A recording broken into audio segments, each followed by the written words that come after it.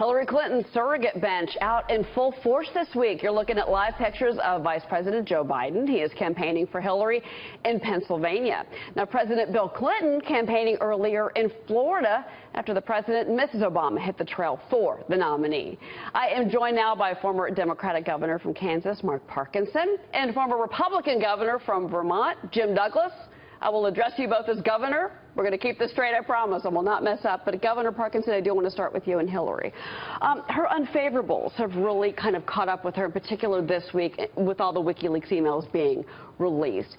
How rough is this for her? And also, let's talk a little bit about the down ballot as well. Some Democrats would love to get their hands on the Senate. Yep. That may not happen if their main candidate is ensconced in scandal with WikiLeaks. Yeah, I mean, I think that obviously Hillary's unfavorables are still a little more than her favorables, and that would be an enormous problem if she weren't running against somebody who has the highest unfavorable rating in the history of presidential politics. And I think if you look at the trend in polling over the last few weeks, Hillary's been able to tighten it up a little bit. It would be great if we could elect a president who's actually a little more favorable than unfavorable.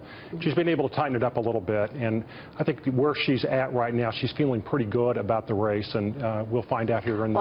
But what about the party itself? I mean, are you hearing rifts within the progressives that are upset that she's, because of these leaked emails, she's somewhat insulted some in her own party? Are you hearing that chatter in Washington where you are now? Not really. I mean, I think if you look at the WikiLeaks before the convention, they were hugely impactful. They led to a change in who runs the DNC. If you look at the WikiLeaks since then, they're sort of a non-event. And I almost kind of wonder, I think a lot of people wonder, why the heck didn't Hillary just post the speeches and some of these emails herself? Because they really have not been that big of a deal. Well, Governor Douglas, there's a lot more to talk about on the Republican side as well. Let's start first with Donald Trump. Last night he was here in New York at a dinner and very prominently, some say very negatively, went after Hillary Clinton. She shot back as well.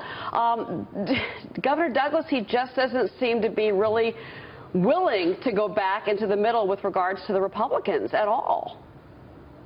Well, he's not a very disciplined candidate, that's for sure. It's an unusual one. This is a very strange election season. It's really surreal.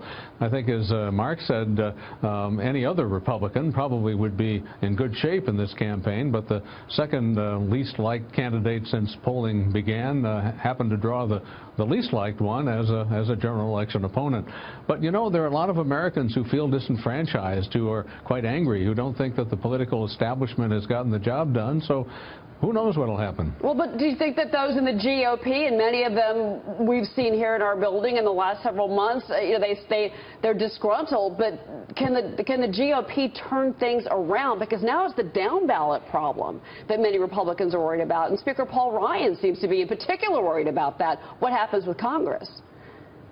Well, there's certainly a reason for concern, but here in Vermont, for example, a poll came out showing the Republican running for governor in the lead, and I think a lot of voters across the country can determine the best candidate in each race on an individual basis. I think there will be a lot of ticket splitting.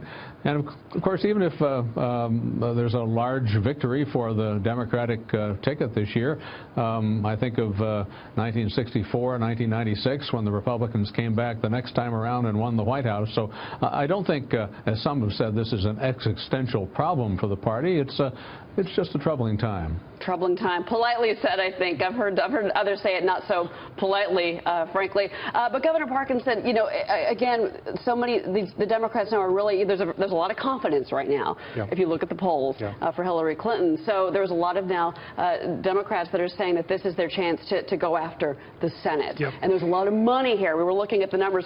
Clinton in October she had $80 million leading Donald Trump in cash. Does the campaign now start to flow that money down and focus on the Senate? I mean, if you look at history, no one has won by the numbers that Hillary is up right now without getting the Senate back. You know, the poll of polls right now has her up 6 or 7. If it stays at that, Republicans are going to lose the Senate. I think the bigger question is what happens in the House. You think the spread between Clinton and Trump dictates who wins the Senate? It has a lot to do with it, because that means a lot of people are coming out to vote that have never voted before, and they will tend to vote straight party. If she wins by 3 or 4, Republicans still have a fighting chance in the Senate. If she wins by 7 or 8, it's over in the Senate, and the House will be in play. Governor Douglas, there's a lot of worry that some of these Republicans are going to stay home and they're not going to go to the polls at all because of what they're seeing with Donald Trump. Are you worried?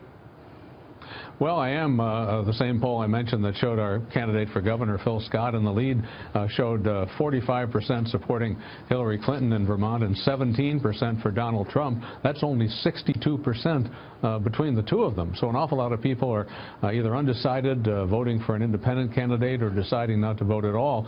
I think turnout could be a factor, and who knows whom that'll help. Well, you are both former governors, and I bet you're both happy to not be governors right now. Because this has been, as you said, a weird election. Former governors Mark Parkinson and Jim Douglas. Guys, thank you very much. Appreciate you having you.